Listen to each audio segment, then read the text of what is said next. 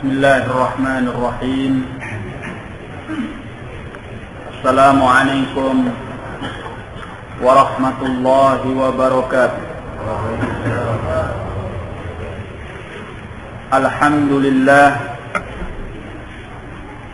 alladzi arsala rasulahu bil huda wa dinil haqq liyudhhirahu 'ala ad-din kullihi walau karihal kafirun. Ashhadu an la ilaha illallah wahdahu la syarika lah wa ashhadu anna Muhammadan abduhu wa rasuluh, amma ba'd. Akhwani fiddin rahimani wa rahimakumullah.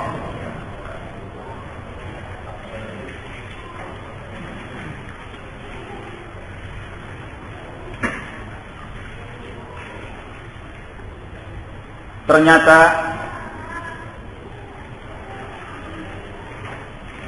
bersatunya manusia di atas al-Islam merupakan anugerah dari Allah Jalla wa'ala yang demikian besar, sehingga Allah ingatkan hal ini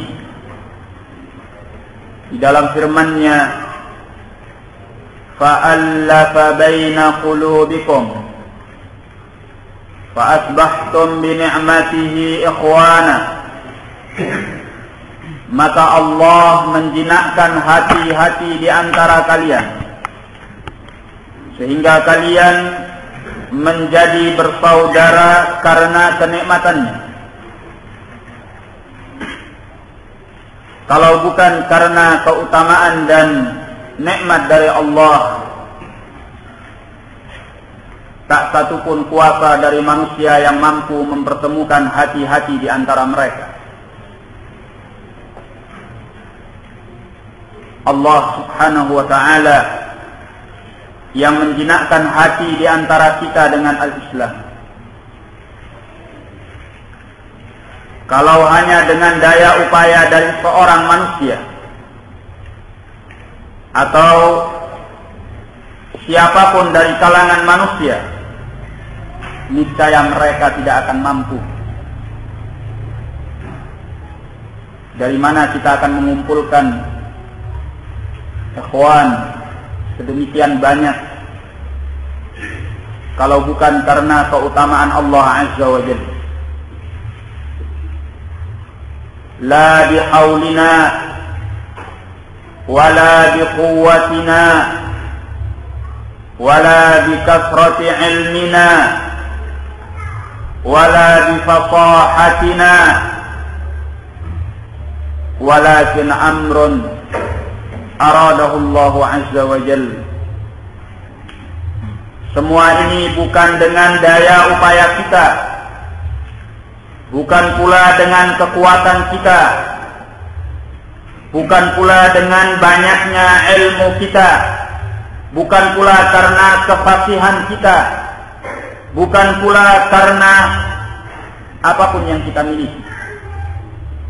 Wa innama amrun aradahullah.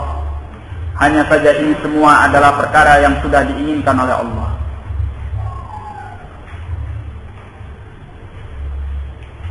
Makanya ketika mereka berupaya untuk mengumpulkan manusia semata-mata dengan harta benda, semata-mata hanya dengan janji-janji, iming-iming dari kesenangan-kesenangan dunia, mereka tidak akan mampu melakukannya. Allah sudah ingatkan ini. Allah nyatakan dalam ayat yang lain terhadap nabinya sallallahu alaihi wa ala alihi wasallam, "Lau anfaqta ma fil ardi jami'an ma allafta baina qulubihim." Kalau seandainya engkau mengeluarkan infak dengan semua yang ada di muka bumi ini, ma allafta baina qulubihim, engkau tidak akan bisa menjinakkan hati di antara mereka. Walakinallaha allafa bainahum.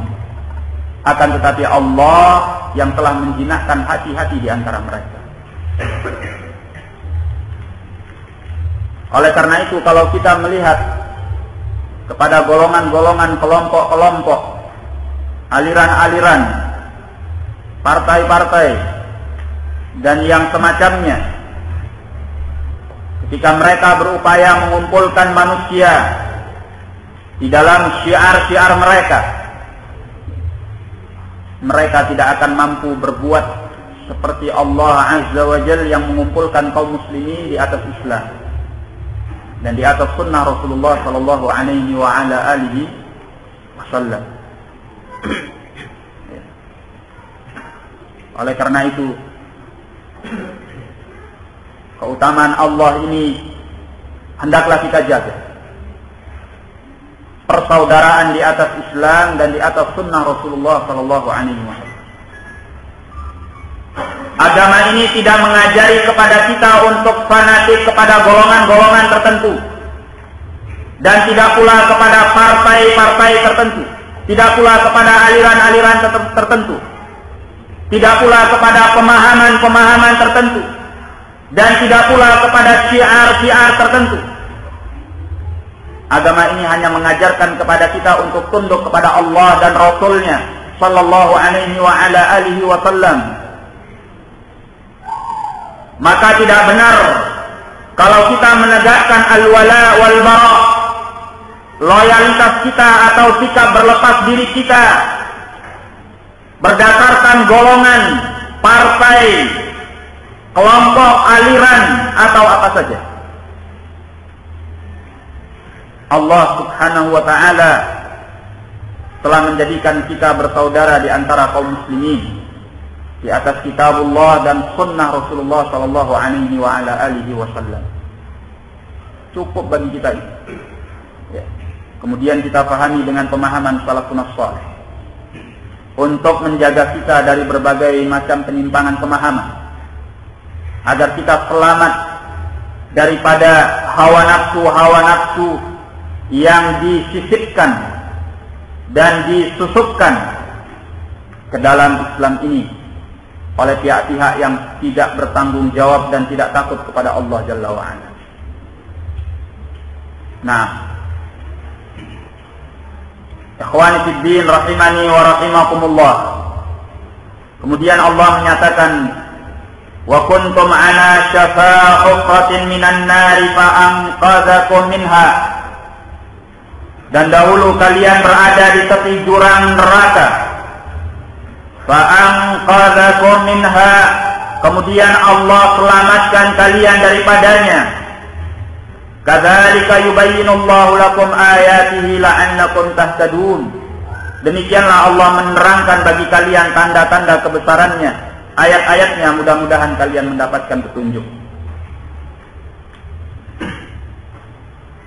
Dalam ayat yang lain, dalam surah Al-An'am ayat 153, Allah menyatakan, wa anna hadza sirati mustaqiman fattabi'uh, dan bahwasanya ini adalah jalanku yang lurus, fattabi'uh, maka ikutilah dia, wa la tattabi'us subul, janganlah kalian mengikuti jalan-jalan yang lainnya, fatafarraqa bikum an sabilih, niscaya jalan-jalan itu akan membuat kalian terpecah daripada jalannya.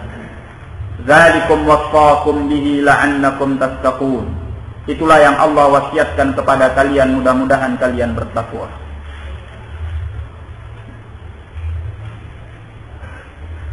Di dalam memahami Islam ini cukup kitabullah was sunnah dengan pemahaman as-salaf, dan kita tidak butuh kepada yang lain. Ketika Rasulullah sallallahu alaihi wa ala alihi wasallam meninggalkan para sahabatnya radhiyallahu anhum, mereka tidak mengenal Islam kecuali hanya dua perkara saja: kitabullah, sunnah. cukup. Tetapi kemudian mulailah masuk pemahaman-pemahaman asing dari kelompok-kelompok aliran-aliran yang menyempal daripada sunnah Rasulullah sallallahu alaihi wasallam. Mulai tercetus pemahaman al-khuruj ketika munculnya Dzulkhuwaisirah yang memberontak atas Rasulullah sallallahu alaihi wasallam, yang tidak terima dengan pembagian Rasulullah sallallahu alaihi wasallam. I'dil ya Muhammad fa innaka lam ta'dil. Berbuat adillah wahai Muhammad karena sungguhnya engkau tidak adil. Menentang pembagian Rasulullah sallallahu alaihi wasallam. Maka beliau menyatakan, "Fa man ya'dil illam akun a'dil." Siapa lagi yang bisa berbuat adil kalau aku sendiri tidak berbuat adil? Karena beliau adalah orang yang paling takut kepada Allah. Kalau beliau saja dinyatakan tidak adil, lalu siapa yang bisa berbuat adil? Jadi memang orang-orang Khawarij yang sudah mulai terlihat benihnya sepeninggal Rasulullah sallallahu alaihi wasallam, mereka itu sudah tidak terima dengan pembagian Rasulullah sallallahu alaihi wasallam semenjak masa lampau. Karena memang sifat mereka adalah al-khuruj 'alal hukam, keluar memberontak atas para penguasa. Rasulullah sallallahu alaihi wa ala alihi wasallam saja dinyatakan tidak adil oleh mereka, oleh benih al-Khawarij, yaitu Dzulkhuwaisirah. Apalagi yang selain Rasulullah sallallahu alaihi wasallam dari kalangan manusia. Nah, kemudian beliau menyatakan, "Sayakhruju min dha'dha'i hadza," akan keluar dari keturunan orang ini qaumun, suatu kaum, yahkiru ahadukum salatahu bi salatihim, yang salah seorang di antara kalian akan menganggap kecil salatnya dengan salat mereka, wa siyamahu bi siyamihim, puasanya dengan puasa mereka, yaqra'una al-Qur'an la yujawizu taraqihim, mereka itu membaca Al-Quran tetapi tidak melewati tenggorokan mereka. Yamrukuna minad dini kama yamrukus sahmu minar ramiyah, mereka keluar dari agama ini sebagaimana keluarnya anak panah dari binatang buruan, masuk kemudian keluar kembali. Nah, dalam riwayat juga disebutkan bahwasanya Rasulullah sallallahu alaihi wasallam menyatakan, la in adraktuhum la aqtulannahum. Kalau seandainya aku mendapati mereka, aku akan bunuh mereka itu. Kama yuqtalu 'ad, sebagaimana dibunuhnya kaum 'ad. Ini benih dari penyimpangan yang menyempal dari sunnah Rasulullah sallallahu alaihi wa ala alihi wasallam. Peninggal Rasulullah sallallahu alaihi wasallam terjadi apa yang beliau kabarkan ini. Dengan terbunuhnya Umar ibn al-Khattab, maka runtuh pintu yang selama ini menghalangi terjadinya berbagai fitnah. Maka puncaknya terjadi ketika pemberontakan kepada Utsman bin Affan radhiyallahu taala anhu, yang dipicu oleh kaum Al-Khawarij, dan tidak ada seorang pun dari mereka, dari para sahabat Rasulullah sallallahu alaihi wa ala alihi wasallam, mereka menyempal daripada as-sunnah. Wa subhanallah, tidak ada seorang pun di antara mereka ini dari kalangan as-sahabat.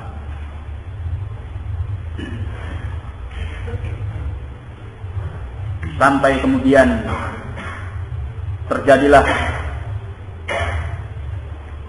pembangkangan mereka di dalam pemerintahan Ali bin Abi Thalib, dan itu terbuncah ketika di masa Ali bin Abi Thalib berdamai dengan Muawiyah bin Abi Sufyan radhiyallahu taala anhum. mereka menuduh Ali bin Abi Thalib sebagai orang yang telah berhukum dengan selain hukum Allah. Sebagaimana Muawiyah juga mereka tuduh sebagai orang yang berhukum dengan selain hukum Allah. Dan mereka anggap keduanya sebagai biang kerok keributan. Nah, maka dari sini muncul penyimpangan daripada sunnah Rasulullah Sallallahu Alaihi Wasallam. Mereka menyatakan bagaimana Ali bin Abi Thalib mengangkat Abu Musa al-Asy'ari, sedangkan Muawiyah mengangkat Amr bin al-As untuk berunding, memutuskan perkara kaum muslimin. Bukankah ini berhukum dengan selain hukum Allah? Padahal Allah menyatakan inil hukmu illa lillah. Tidak ada hukum kecuali hanya milik Allah saja. Allah juga menyatakan wa man lam yahkum bima anzalallah fa ulaika humul kafirun. Barang siapa yang tidak berhukum dengan hukum Allah, maka mereka itu adalah orang-orang yang kafir.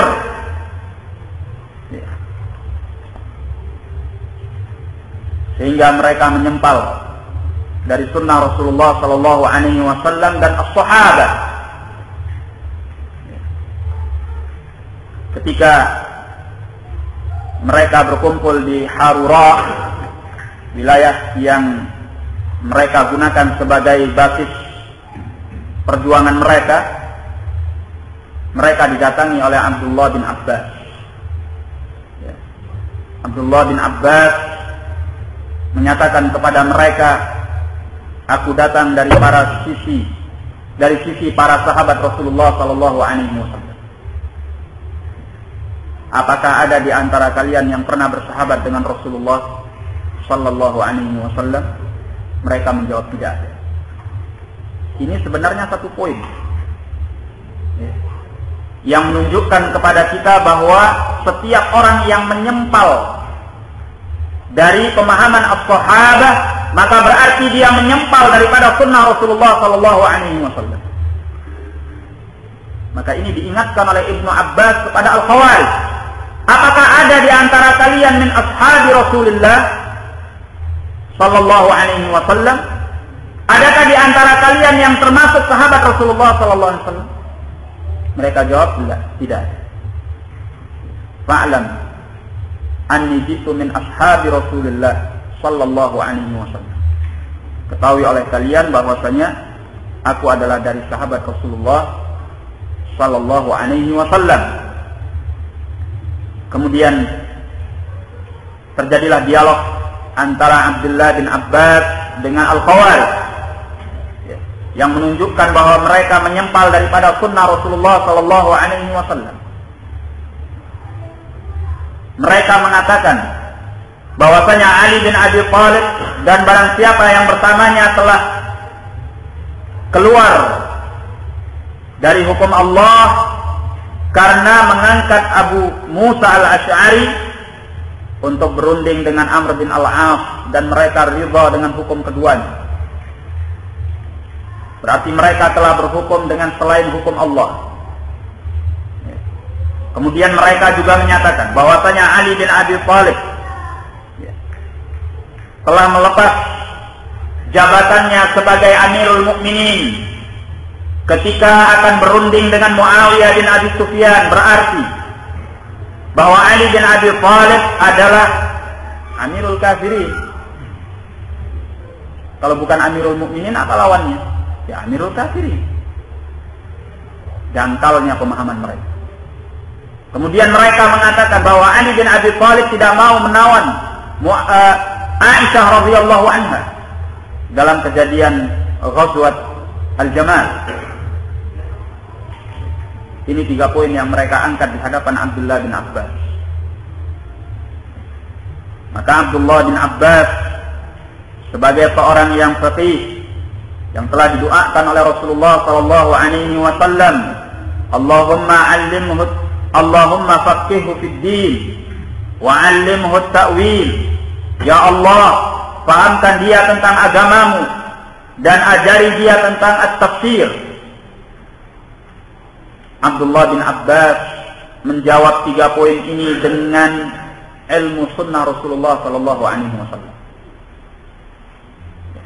Adapun pernyataan kalian bahwasanya Ali bin Abi Thalib telah berhukum dengan selain hukum Allah karena dia mengangkat Abu Musa untuk berunding dengan Amr bin Al-As dari pihak Muawiyah, maka jawabannya, bukankah Allah Azza wa Jalla telah membolehkan untuk mengangkat wakil dari keluarga masing-masing antara pihak suami dan istri yang bertengkar untuk mendamaikan antara keduanya.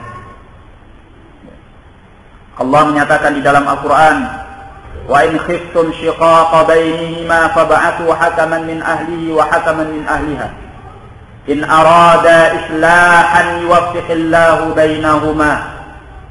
Allah menyatakan wa in khiftum shiqaqa bainihima, kalau kalian khawatir bahwa keduanya akan pecah, akan cerai, fab'athu hakaman min ahlihi, maka kirimlah oleh kalian salah seorang wakil dari keluarga lelaki, ya, hakim dari keluarga lelaki, wa hakaman min ahliha, dan hakim dari keluarga wanita. In arada islahan yuwaffiqillahu bainahuma, kalau keduanya memang menginginkan islah, Allah akan pertemukan antara keduanya. Nah, ini dalam urusan rumah tangga, sifatnya pribadi, syakhsi, fardi, tidak ada sangkut pautnya dengan urusan kaum muslimin.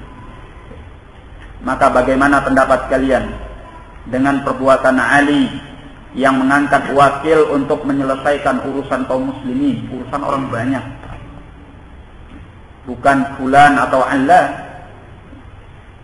hanya urusan keluarga seorang pribadi, bukan. Ini urusan umat kaum muslimin. Kalau Allah Jalla wa'ala membolehkan dalam urusan keluarga, bagaimana dengan urusan kaum muslimin yang maslahatnya umum bagi manusia? Apakah patut untuk dinyatakan bahwa beliau berhukum dengan selain hukum Allah? Ini satu. Nah, kemudian yang kedua, pernyataan kalian bahwasanya Ali bin Abi Thalib telah melepaskan gelarnya sebagai Amirul Mukminin, maka berarti dia Amirul Kafirin. Maka demi Allah, Ali bin Abi Thalib itu telah mengikuti Sulhul Hudaybiyah, di mana pada saat itu Rasulullah sallallahu alaihi wa ala alihi wasallam melepas kedudukannya atau gelarnya sebagai Rasulullah. Karena ketika akan dituliskan ini adalah perjanjian antara Muhammad Rasulullah, ditegur oleh wakil dari Quraisy, kalau seandainya kami mengakui engkau adalah Rasulullah, tidak akan terjadi pertikaian antara kami dan engkau. Uktub min Muhammad, tulis bahwa ini adalah perjanjian dari Muhammad dengan Quraisy, dan dilakukan oleh Rasulullah sallallahu alaihi wasallam. Apakah berarti bahwa beliau bukan Rasulullah? Nah, ini sama kejadiannya. Apakah ketika dalam hal perdamaian ini Ali bin Abi Thalib tidak menuliskan kedudukannya sebagai Amirul Mukminin, berarti dia Amirul Kafirin? Terdiam Al-Khawarij. Kemudian pernyataan kalian bahwa Ali bin Abi Thalib tidak mau menawan Aisyah radhiyallahu anha. Siapakah Aisyah radhiyallahu anha? Istri Rasulullah sallallahu alaihi wasallam, ummul mukminin. Apakah kalian akan menawan ummul mukminin, ibu kalian sendiri? Nah, kalau kalian mengakui bahwa dia ummul mukminin, tidak pantas kalian menawannya. Karena dia adalah ibu dari kalangan bagi orang-orang yang beriman. Nah, kalau kalian tidak mengakui bahwa dia adalah ummul mukminin, maka kalian telah kufar, telah kafir. Karena mengingkari ayat Al-Quran bahwa istri-istri Rasulullah sallallahu alaihi wasallam. Rasulullah sallallahu alaihi wasallam adalah ummahat al-mukminin. Nah, maka terdiam al-Khawarij dengan hujjah yang disampaikan oleh Abdullah bin Abbas yang bersumber daripada sunnah Rasulullah sallallahu alaihi wasallam dan sebelumnya daripada kitabullah azza wa jalla. Ya. Maka kembalilah dari mereka sekitar 2000 orang. Dan ini adalah jumlah yang cukup banyak. Kembali kepada sunnah Rasulullah sallallahu alaihi wasallam dan bersama para sahabat radhiyallahu taala anhum.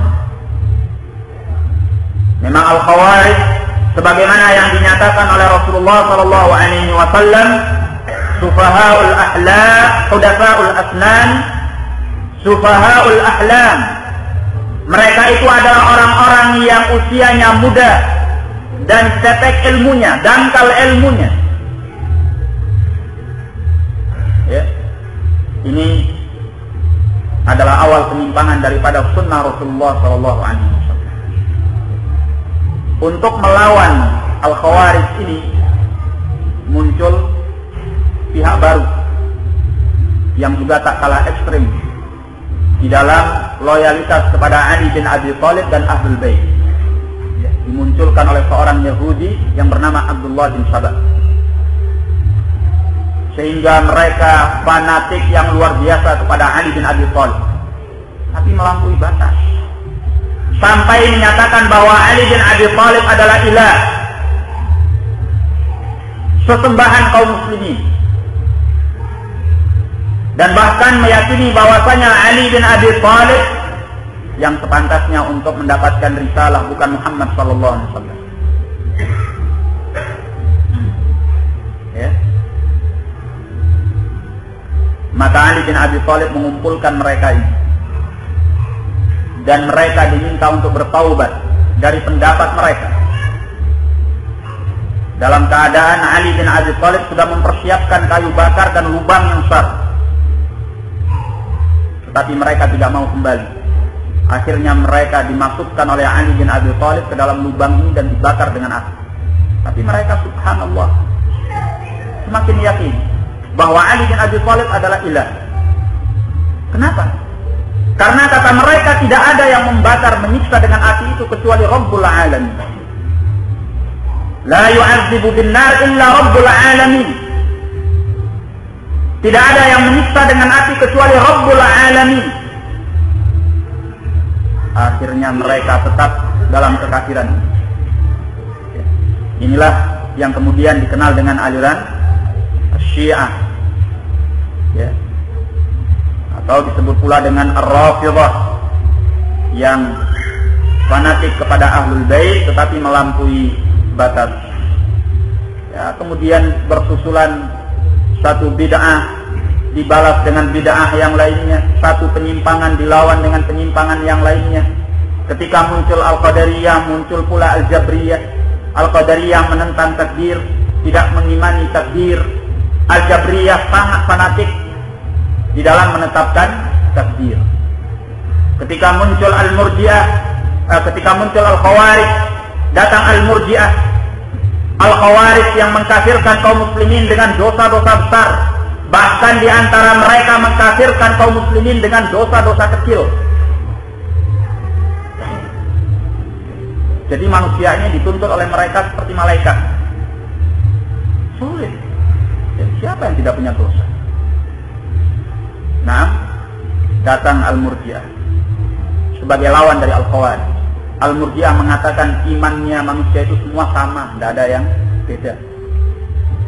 Imannya seorang yang fasik, seorang yang zalim sama dengan imannya Abu Bakar, imannya Umar, imannya malaikat, sama, tidak ada bedanya.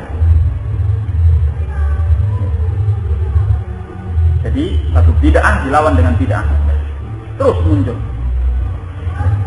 Ketika datang Al-Jahmiyah yang menolak nama-nama dan sifat-sifat Allah, datang pula Al-Musyabbihah, ya, yang menetapkan nama-nama dan sifat-sifat Allah sesuai dengan nama-nama dan sifat makhluk dan disamakan secara persis. Sehingga bahkan di antara mereka itu memperinci semua jasad yang dimiliki oleh makhluk mereka tetapkan kepada Allah Jalla wa'ala. Makanya dinyatakan oleh sebagian salaf, salasatun la yu'tamanun. Ada 3 kelompok yang mereka itu tidak bisa dipercaya. 3 kelompok yang tidak bisa dipercaya. Di antara mereka adalah al-mubtadi' yaruddu 'alal mubtadi'. Seorang ahlul bid'ah yang membantah ahlul bid'ah yang lainnya. Ini tidak bisa dipercaya. Karena dengan apa dia akan membantah? Dia tidak akan membantah dengan sunnah Rasulullah sallallahu alaihi wasallam. Dia akan membantah dengan kebid'ahan yang lainnya. Sehingga muncullah bid'ah yang baru. Maka kita ahlus sunnati wal jamaah tidak merasa gembira. Misalnya ketika ada seorang ahlul bid'ah membantah ahlul bid'ah yang lainnya. Seorang yang berpemahaman Khawarij membantah seorang yang berpemahaman al-murji'ah, atau sebaliknya. Atau al-musyabbihah membantah al-jahmiyah, atau sebaliknya. Karena mereka membantah bid'ah dengan bid'ah, bukan dengan sunnah Rasulullah sallallahu alaihi wasallam. Kemudian yang kedua yaitu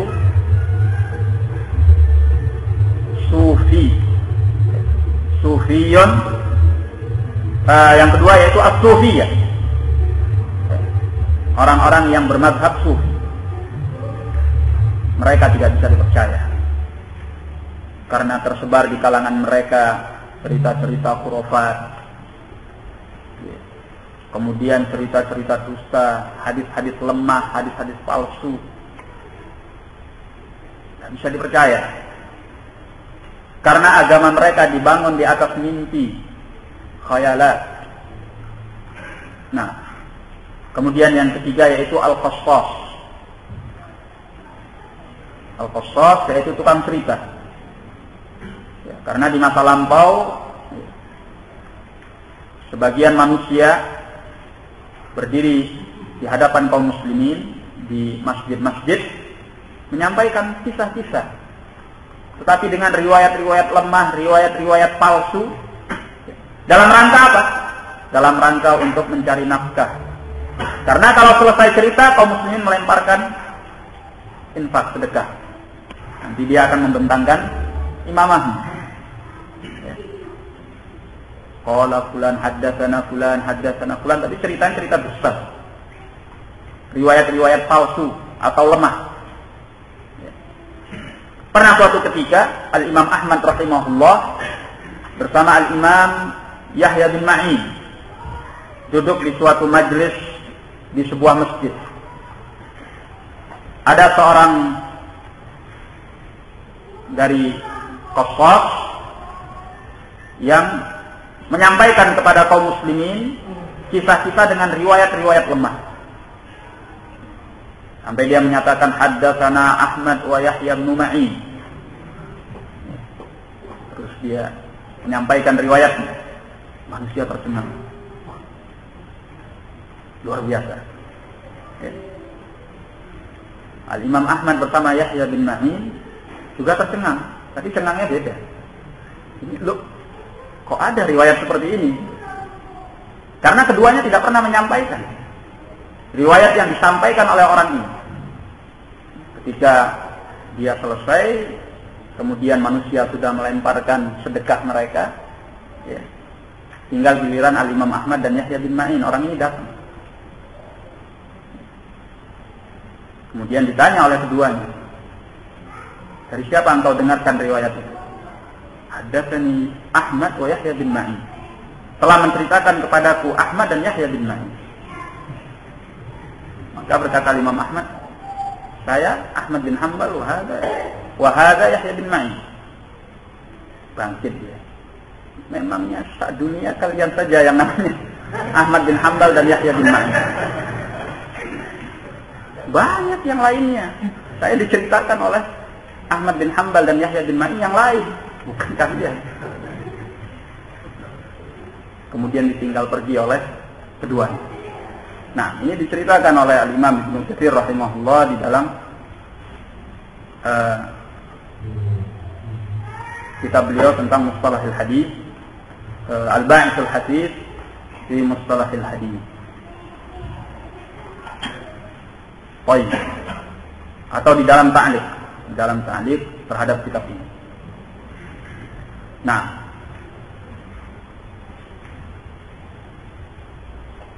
akhwani fiddin rahimani wa rahimakumullah. Jadi beragama kepada Allah Jalla wa Ala itu harus bersumber kepada kitabullah wa sunnah, kemudian dengan pemahaman salaf. Di sini kita akan bacakan sedikit dari ucapan Al-Imam Syekhul Islam bin Taimiyah rahimahullah di dalam Minhajus Sunnah. Kata beliau, fa inna aktsarahum, sungguhnya kebanyakan dari orang-orang yang menyimpang, qad qara lahum fi dzalika hawa, sungguh mereka telah memiliki hawa nafsu dalam penyimpangan itu. Ayyan tasira jahahum aw riyasatahum wa ma nusiba ilaihim, untuk membela kedudukan mereka atau ketokohan mereka atau apa yang dinisbatkan kepada mereka. La yaqsuduna an takuna kalimatullahi hiyal ulya, mereka tidak memaksudkan bahwa kalimat Allah yang paling tertinggi. Jadi kita jangan tertipu. Mau namanya apa saja, selama dia tidak sesuai dengan kitabullah atau sunnah Rasulullah sallallahu alaihi wasallam dengan pemahaman salafun salih, maka jangan percaya bahwa dia akan membela sunnah Rasulullah sallallahu alaihi wa ala alihi wasallam. Karena sebagian ahlul bidah berupaya untuk menampakkan sunnah dalam rangka menipu manusia. Coba ingat dahulu peristiwa ketika Salman Rushdie mengeluarkan ayat-ayat setannya. Siapa yang paling lantang untuk berteriak bahwa Salman Rushdie harus dihukum gantung, bunuh? Al-Khumaini. Siapa Al-Khumaini? Rafidhi Khabith.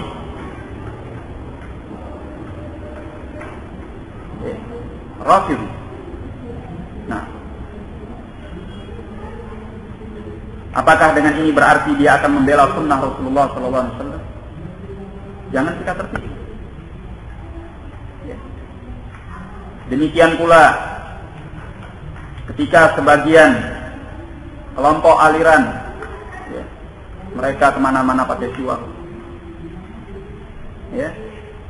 pakai gamis, kemudian pakai Imam Mahmud Sar,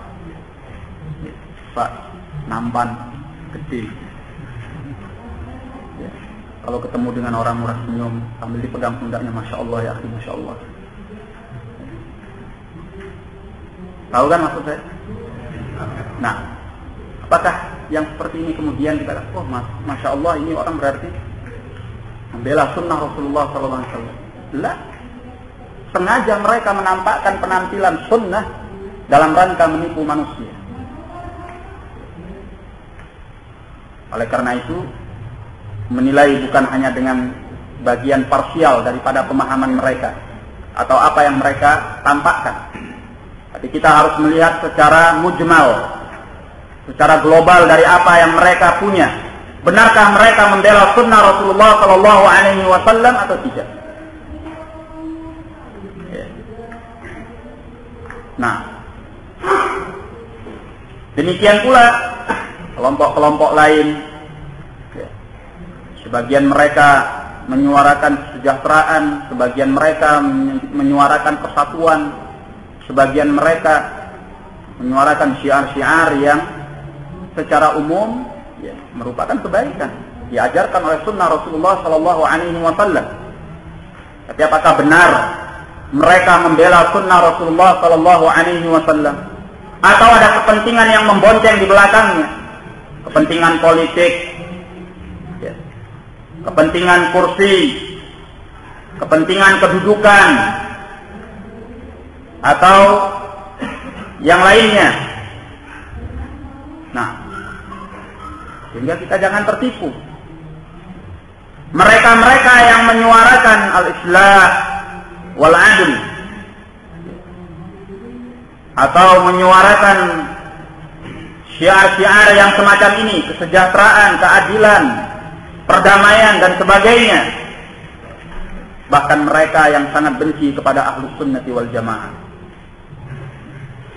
mereka yang menyatakan lau sulitna lanabda bikum ya ahlus sunnah, kalau seandainya kami diberi kekuasaan, kami akan mulai dengan kalian wahai ahlus sunnah.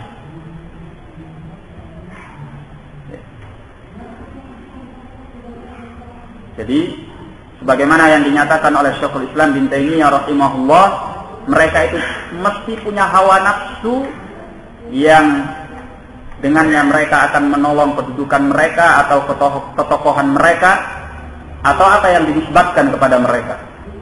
La yaqsuduna an takuna kalimatullahi al-'ulya. Tidaklah mereka memaksudkan bahwa kalimat Allah adalah yang paling tertinggi. Bagaimana mereka akan menjadikan kalimat Allah yang paling tertinggi, sementara mereka atau pimpinan mereka menyatakan bahwa tidaklah kita memerangi Yahud dalam rangka untuk membela Islam, tetapi karena semata-mata negeri Palestina.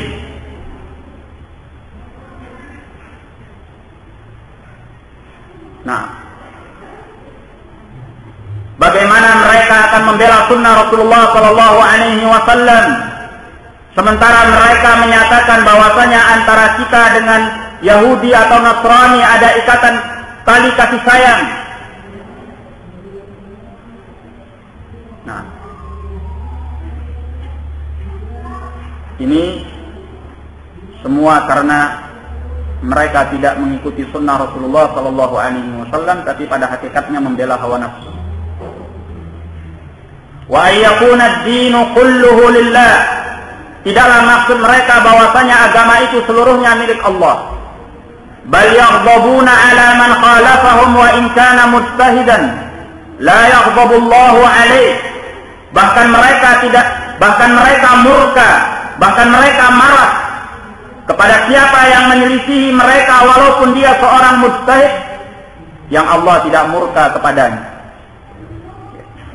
Wa yardhauna amman yuwafiquhum, dan mereka ridha terhadap orang yang mencocoki mereka, wa in kana jahilan sayyi'al qasd, walaupun dia seorang bodoh yang punya niatan jelek. Makanya di kalangan mereka itu tidak berlaku kedudukan ilmu, tapi yang paling penting adalah senioritas. Dan siapa yang paling bisa berkuasa dengan hartanya, asal bisa membiayai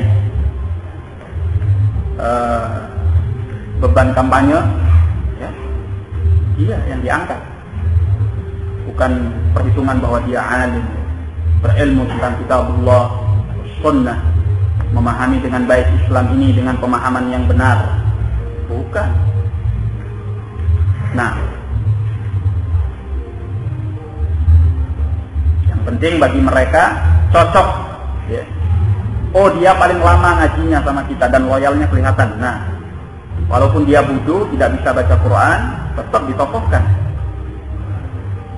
Nah, ini di kalangan ahlul ahwa. Laisa lahu ilmun wala husnu qasd, padahal dia tidak punya ilmu dan tidak punya niat yang baik. Fayufdi hadza ila ayyahmadu man lam yahmadahu Allah wa rasuluh. Maka ini membawa mereka memuji orang yang lam yahmadhu Allah wa rasuluh, membawa mereka memuji orang yang Allah dan Rasulnya tidak memujinya. Wa yahummu man lam yahummahu Allah wa rasuluh, dan mereka mencela orang yang Allah dan Rasulnya tidak mencelanya. Wa tasiru muwalatuhum wa mu'adatuhum ala ahwa'i anfusihim, sehingga loyalitas dan berlepas diri mereka, permusuhan mereka didasarkan hawa nafsu pribadi mereka. La ala dinillahi wa rasulih, bukan atas dasar agama Allah dan Rasulnya.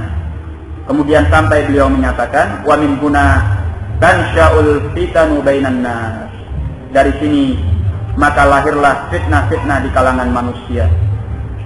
Nah, sebagai penutup kita baca juga ucapan Ibnul Qayyim rahimahullah di dalam Madarijus Salikin. Di dalam beliau menjelaskan tentang sifat al-ghuraba, orang-orang asing, yang mereka itu adalah ahlus sunnati wal jamaah. Kata beliau, wa tarakal intisaba ila ahadin ghairillahi wa rasul, dan orang yang asing ini, seorang yang sunni ini, meninggalkan penisbatan diri kepada selain Allah dan Rasulnya. La syaikhin, tidak menisbatkan diri kepada seorang syekh, wala tariqatin, dan tidak pula kepada suatu jalan, metode dakwah, wala mazhabin, dan tidak pula kepada sebuah mazhab, wala ta'ifatin, dan tidak pula kepada sebuah kelompok. Bal haula'il ghuraba'u muntasibuna ila Allah bil ubudiyyati lahu wahdahu. Bahkan mereka ini adalah al-ghuraba, orang-orang asing yang mengadakan perbaikan di tengah manusia. Muntasibuna ila Allah bil ubudiyyati lahu, mereka menisbatkan diri kepada Allah dengan menghambakan diri kepadanya semata. Wa ila rasulihi, dan kepada rasulnya, bil ittiba'i lima jaa bihi wahdah, dengan mengikuti apa yang beliau bawa semata. Wa haula'i humul qabiduna 'alal jamari haqqan, mereka itulah orang-orang yang benar-benar berpegang kepada bara api. Wa aktsarun nasi la'imun lahum, sementara mayoritas manusia itu mencela mereka. Wali ghurbatihim baina hadzal khalqi ya'uddunahum ahla syududin wa bid'atin wa mufaraqatin lis-sawadil a'zam. Karena keterasingan mereka di antara makhluk, mereka dianggap sebagai orang-orang yang nyeleneh, orang-orang yang bid'ah, dan berpisah dari kebanyakan muslimin. Ini sifat ahlus sunnati wal jamaah. Nah, karena mereka tidak mau ikut-ikutan berpartai, bergolongan, berkelompok, beraliran, dan sebagainya. Kalau ada yang tanya, lah Ustaz, Salafi itu kan kelompok, sehingga ada kelompok Salafi. Al-jawab, lah, Salafi itu bukan kelompok, bukan